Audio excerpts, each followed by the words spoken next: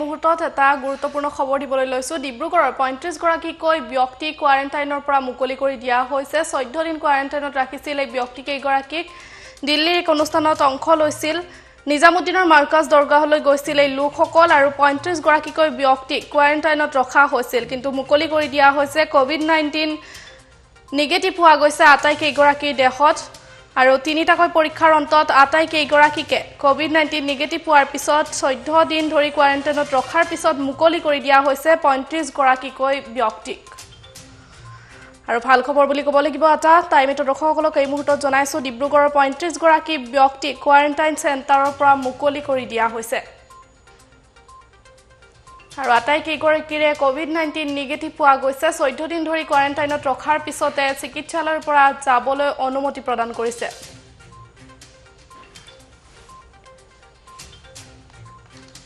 আৰু এই সন্দৰ্ভত আমি ডিব্ৰুগড়ৰ সাংবাদিকৰ এক প্ৰতিবেদন আগবঢ়াইছো হয় নিজামুদ্দিন তবলিগ জামাত আৰু নিজামুদ্দিন দৰগাহলৈ যোৱা আৰু তেওঁৰ সংস্পৰ্শলৈ অহা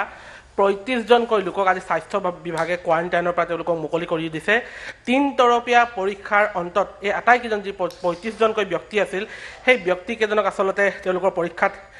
তেওঁলোকক নিগেটিভ পোৱা গৈছে আৰু নিগেটিভ পোৱাৰ পিছত আজি স্বাস্থ্য বিভাগৰ নিৰ্দেশ অনুসৰি এই আটাইকেইজন যি ডিব্ৰুগড় জিলাৰ লেজাই কলাখোৱা চাবুৱা আৰু নাহৰকটীয়া য'ত পৃথকে পৃথকে আচলতে কোৱাৰেণ্টাইন চেণ্টাৰত ৩৫ জনকৈ লোকক ৰখা হৈছিল তেওঁলোকৰ পৰিয়ালৰ সৈতে ৰখা হৈছিল সেই লোককেইজনক আজি স্বাস্থ্য বিভাগে মুকলি কৰি দিছে পুনৰ কৈছোঁ ৩ তৰপীয়া পৰীক্ষাৰ অন্তত তেওঁলোকৰ ৰিজাল্ট আচলতে যি পৰীক্ষা নিৰীক্ষা কৰিছিল তেওঁলোকৰ ৰিজাল্ট নিগেটিভ পাইছে আৰু নিগেটিভ পোৱাৰ পিছত আজি সন্ধিয়াৰ ভাগত তেওঁলোকক স্বাস্থ্য বিভাগে মুকলি কৰি দিছে আৰু এই মুহূৰ্তত মই উপস্থিত আছোঁ এটা পৰিয়াল কোৱাৰেণ্টাইনত থকা এটা পৰিয়াল যি পৰিয়ালটো আচলতে নিজামুদ্দিন দৰগাহলৈ গৈছিল তেওঁলোকে নিজামুদ্দিনৰ সংস্পৰ্শলৈ আহিছিল আৰু তেওঁলোকৰ পৰীক্ষাত আচলতে নিগেটিভ পোৱা গৈছে বিগত সময়ছোৱাত বিভিন্ন ধৰণে অপপ্ৰচাৰ চলাইছিল আচলতে কোৱাৰেণ্টাইন চেণ্টাৰত যিসকল ব্যক্তিক ৰখা হৈছে তেওঁলোকক যথেষ্ট অসুবিধাৰ সন্মুখীন হৈ আহিছে আৰু এনেধৰণৰ অপপ্ৰচাৰ চলাই আনকি অসমৰ এগৰাকী জনপ্ৰতিনিধিয়ে জেলৰ ভাত পৰ্যন্ত খাবলগীয়া হৈছে কিন্তু আজি আমি সেইসকল যিসকল কোৱাৰেণ্টাইন চেণ্টাৰত যিসকল ব্যক্তি আছিল তেওঁলোকৰ মুখেৰে শুনিম কি ধৰণৰ তেওঁলোকে তাত চিকিৎসা সেৱা লাভ কৰিছিল তেওঁলোকে নিজৰ মুখেৰে ক'ব ডিব্ৰুগড় জিলাৰ টেঙাঘাটৰ বাবুল আলীৰ ঘৰত এই মুহূৰ্তত মই উপস্থিত আছোঁ বাবুল আলী আচলতে ৩ ফেব্ৰুৱাৰীত নিজামুদ্দিনলৈ গৈছিল নিজামুদ্দিন দৰগাহলৈ গৈছিল ইয়াৰ পিছত তেওঁলোকে আজমেৰত থকা দৰগাহলৈ গৈছিল তাৰ পৰা তেওঁলোকে ২০ ফেব্ৰুৱাৰীত আচলতে ২৩ ফেব্ৰুৱাৰীত তেওঁলোকে ক্ষমা কৰিব ২৩ ফেব্ৰুৱাৰীত তেওঁলোকে ঘৰলৈ আহিছিল আৰু তাৰপিছত তেওঁলোকে হোম কোৱাৰেণ্টাইনত আছিল আৰু যোৱা ৩ মাৰ্চত তেওঁলোকক স্বাস্থ্য বিভাগে কোৱাৰেণ্টাইনত ৰাখি থৈছিল নাহৰকটীয়াৰ সামূহিক স্বাস্থ্য কেন্দ্ৰত আৰু আজি কিছু সময় পূৰ্বে তাত কোৱাৰেণ্টাইনৰ তেওঁলোকৰ সময় উপলব্ধ দিয়াৰ পিছত ৩ তৰপীয়া পৰীক্ষাৰ অন্তত স্বাস্থ্য বিভাগে তেওঁলোকক মুকলি কৰি দিছে মই পোনে পোনে বাবুল আলীৰ সৈতে কথা পাতিবলৈ যত্ন কৰিম কেতিয়া কোৱাৰেণ্টাইনত গৈছিল আপোনালোকে ক'ত গৈছিল প্ৰথমে জনাওক আপোনালোকে ক'ত গৈছিল আৰু কেতিয়া আপোনাৰ পৰা স্বাস্থ্য বিভাগে আপোনালোকক কোৱাৰেণ্টাইনত ৰাখিছিল আমি ফাৰ্ষ্ট টাইমত আমি গৈছিলোঁ নিজামুদ্দিন দৰগালৈ অসমৰ পৰা আমি ১১ তাৰিখে গৈছিলোঁ ১১ তাৰিখে গৈ পেলাই আমি নিজামুদ্দিন দৰগাত ৰখি পেলাই আমি আজমেৰ শ্বৰীফলৈ গুচি গ'লোঁ আজমেৰ শ্বৰীফৰ পৰা আমি ২০ তাৰিখে ৰিটাৰ্ণ হৈ ২৩ তাৰিখে আমি অসমলৈ পালোঁহি অসমত পাই আহি কিনে আমাক যেতিয়া আমাৰ প্লেটফৰ্মতে চিকিৎসা কৰি পেলাই ক'লে যে ১৪ দিন তোমালোকে ঘৰৰ ভিতৰত থাকিব আমি ঠিক আছে তাৰ মাজত এনেকুৱা অৱস্থা হ'ল যে বোলে নাই বোলে সিহঁতক হেৰি কৰাই বুলিব টেষ্ট কৰাব লাগিব ডিব্ৰুগড়লৈ গ'ল ৩১ তাৰিখে ৩১ তাৰিখে টেষ্ট কৰালে ৩১ তাৰিখে টেষ্ট কৰাৰ পিছত ৩ তাৰিখে আমাক হোম কোৱাৰেণ্টাইনলৈ নাহৰকটীয়ালৈ লৈ গ'ল লৈ যাই পেলাই তাত আমাক ৩ তাৰিখে আজি তেওঁলোকে আমাক ৰিলিজ দিলে কিন্তু ৩ তাৰিখৰ পৰা আমি ১৪-১৫ দিন যিকেইদিন থাকিলোঁ তাত কিন্তু আমাৰ চৰকাৰৰ বিভাগে বহুত ধুনীয়াকৈ থৈছে আৰু বহুত সুন্দৰকৈ ৰাখিছে আমাৰ হেমন্ত বিশ্ব শৰ্মা ছাৰেও আমাক কোনো তেওঁলোকৰ আণ্ডাৰৰ বুলিয়ে ক'ব পাৰি কিন্তু কোনো আমি কষ্ট পোৱা নাই আমি সকলো আমাৰ মোৰ সৰু নাতি পোৱালিটো লৈ গৈছোঁ তেওঁ ১৪ দিন বাকী ৰাইজ কোনোবা যদি ক'ৰবাত লুকাই আছে ক'ৰবাত যদি হেৰিত আছে কিন্তু এইটো মাৰাত্মক ভুল কাম কৰা হৈছে আজি যে আমি ১৪জন মানুহে আমি টেঙাঘাটৰ সমষ্টিত যি ১৪জন মানুহে যে আমি কিবা এটা হ'লোহেঁতেন এখন গাঁও গুচি গ'লোহেঁতেন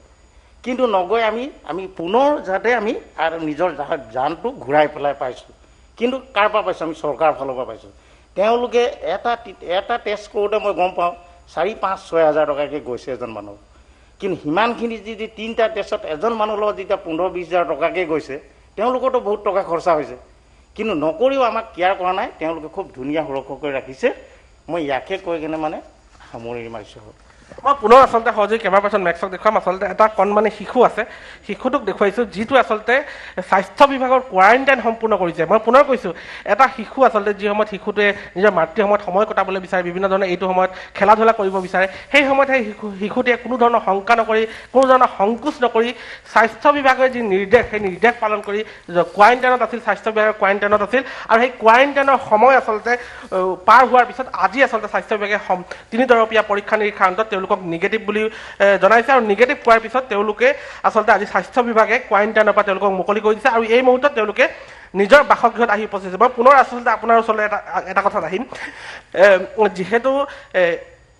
অইন নহয় এগৰাকী জনপ্ৰতিনিধিয়ে এটা অভিযোগ উত্থাপন কৰি এটা অপপ্ৰচাৰ চলাইছিল যাৰ বাবে সেই জনপ্ৰতিনিধিগৰাকী এতিয়া কিন্তু জেলত আছে কোৱা হৈছিল কোৱাৰেণ্টাইনত থকা ব্যক্তিসকলে ভাল খাদ্য নাপায় বা খাবলৈ নাপায় তেওঁলোকক যথেষ্ট অসুবিধা দিয়ে বা তেনেকুৱা ধৰণৰ আপোনালোকে কিবা পাইছিল নেকি আপোনালোকৰ মুখেৰে শুনিম ডাইৰেক্ট ভুৱা এইটো কোনো সম্ভৱ হ'বই নোৱাৰে আমি এইটো কিন্তু মানি নলওঁ আমি কিন্তু একদম নিজৰ মা দেউতাৰ নিচিনা তেওঁলোকে হেৰি কৰিছে আৰু ইয়াতকৈ ফেচিলিটি দিব নোৱাৰে বিশেষ মই কওঁ যে যিখিনি ফেচিলিটি তেওঁলোকে দিছে আমি কিন্তু ঘৰতো নাপাম এইটো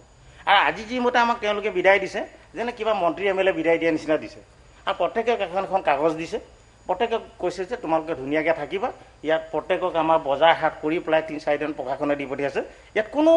হেৰি নাথাকে ইয়াত এইখিনি যিখিনি কৈছে এইটো ডাইৰেক্ট ভুৱা বুলি কিনে ক'ব পাৰি একদম আমাক ধুনীয়াকৈ পঠিয়াইছে আমাক একদম সন্মানৰ সৈতে গাড়ীৰ সৈতে দি পেলাই একদম ঘৰত আনি কিনে ধুনীয়াকৈ পঠিয়াইছে বাকী কৈছে কিবা লাগিলে কিবা অসুবিধাত পৰিলে আমাক ফোন কৰিব তাতকৈ আৰু ফেচিলিটি দিবলৈ নোৱাৰি আৰু যিখিনি ফেচিলিটি দিছে তাতকৈ ফেচিলিটি আমি ঘৰতো এইখিনি পোৱা নাই এয়া আছিল বাবুল আলীৰ যি পৰিয়াল আচলতে তেওঁ নিজামুদ্দিন দৰগাহলৈ গৈছিল নিজামুদ্দিনৰ পৰা আজমেৰলৈ গৈছিল নিজামুদ্দিনৰ সংস্পৰ্শলৈ আহিছিল যাৰ বাবে তেওঁক স্বাস্থ্য বিভাগে নিৰ্দেশ দিছিল 3 তাৰিখৰ পৰা আচলতে আজি 17 তাৰিখ পৰ্যন্ত 17 তাৰিখ সন্ধিয়া পৰ্যন্ত তেওঁলোকে স্বাস্থ্য বিভাগৰ কোৱাৰেণ্টাইনত আছিল আৰু সেই কোৱাৰেণ্টাইনত থকাৰ অন্তত স্বাস্থ্য বিভাগে যি 3 তৰপীয়া পৰীক্ষা নিৰীক্ষা কৰিলে এই পৰীক্ষা নিৰীক্ষাৰ অন্তত ৰিজাল্ট আহিল নিগেটিভ আৰু যাৰ বিনিময়ত আজি স্বাস্থ্য বিভাগে সম্পূৰ্ণ সন্মানেৰে তেওঁলোকক আচলতে কোৱাৰেণ্টাইনৰ পৰা তেওঁলোকক মুকলি কৰি দিছে মই পুনৰ দেখুৱাম বাবুল আলী তেওঁৰ পৰিয়াল তেওঁৰ নাতি আৰু তেওঁৰ যিকেইজন ব্যক্তি আচলতে নিজামুদ্দিনলৈ গৈছিল আৰু তেওঁলোকে আচলতে নিজামুদ্দিনৰ সংস্পৰ্শলৈ আহিছিল নিজামুদ্দিনলৈ গৈছিল তেওঁলোকে হোম কোৱাৰেণ্টাইন তেওঁলোকে মেইনটেইন কৰিছিল তাৰ পিছত স্বাস্থ্য বিভাগে নিৰ্দেশ অনুসৰি তেওঁলোকে আচলতে 3 তাৰিখৰ পৰা 17 তাৰিখ সন্ধিয়া পৰ্যন্ত তেওঁলোকে স্বাস্থ্য বিভাগৰ কোৱাৰেণ্টাইনত আছিল মই বাবুল আলীৰ আছে তেওঁৰ ওচৰলৈ আহিম কি ক'ব আপুনি আজি আহিলে ঘৰত আহি পাইছে আমি তাত থাকি একো অসুবিধা পোৱা নাই আমি হিমন্ত বিশ্ব শৰ্মাক ধন্যবাদ জনাইছো ইয়াকে কৈছো একো অসুবিধা পোৱা নাই আপোনাৰ সন্তানো আছিল লগত না মোৰ সন্তানো একো অসুবিধা পোৱা নাই আমিও একো অসুবিধা পোৱা নাই হয় এয়া আছিল বিভিন্ন সময়ত বিভিন্নজনে অপপ্ৰচাৰ চলাই আচলতে কোৱাৰেণ্টাইন চেণ্টাৰসমূহত বিভিন্ন অসুবিধাৰ সন্মুখীন হৈছে কিন্তু বাবুল আলী তেওঁৰ পৰিয়ালে কোনো ধৰণৰ অসুবিধা লাভ কৰা নাই তেওঁলোকে স্বাস্থ্য বিভাগক ধন্যবাদ জনাইছে তেওঁলোকে স্বাস্থ্য বিভাগ ধন্যবাদ জনাইছে যিমানখিনি সা সুবিধা তেওঁলোকে নিজ ঘৰত আচলতে উপলব্ধ বা তেওঁলোকে লাভ নকৰে তাতকৈ বেছি তেওঁলোকে সুবিধা পাইছিল স্বাস্থ্য বিভাগত স্বাস্থ্য বিভাগে তেওঁলোকক সুবিধা কৰি দিছিল কোৱাৰেণ্টাইনত আৰু যাৰ বাবে আজি সন্মানে তেওঁলোকক মুকলি কৰি দিছে আৰু পুনৰ কৈছোঁ বাবুল আলীৰ আহ্বান এতিয়াও যদি কোনো লোক আচলতে আত্মগোপন কৰি আছে বা নিজামুদ্দিন হওক বা নিজামুদ্দিনৰ সংস্পৰ্শলৈ অহা নিজামুদ্দিনলৈ যোৱা ব্যক্তিৰ সংস্পৰ্শলৈ অহা যদি কোনো লোক আছে তেওঁলোকে আচলতে এতিয়াও আচলতে তেওঁলোকে নিজাববীয়াকৈ স্বাস্থ্য বিভাগৰ লগত যোগাযোগ কৰক তেওঁলোকে কোৱাৰেণ্টাইনত আহক আৰু স্বাস্থ্য বিভাগে যথেষ্ট খৰচ কৰিছে যথেষ্ট কষ্ট কৰিছে দিন ৰাতি একাকাৰ কৰি দিছে মন্ত্ৰী হিমন্ত বিশ্ব শৰ্মাই আৰু তেওঁলোকে আচলতে এই জনসাধাৰণৰ এই স্বাস্থ্যৰ প্ৰতি মই পুনৰ কৈছোঁ যদি কোনো লোক আছে টাইম এটা দৰ্শকৰ তৰফৰ পৰা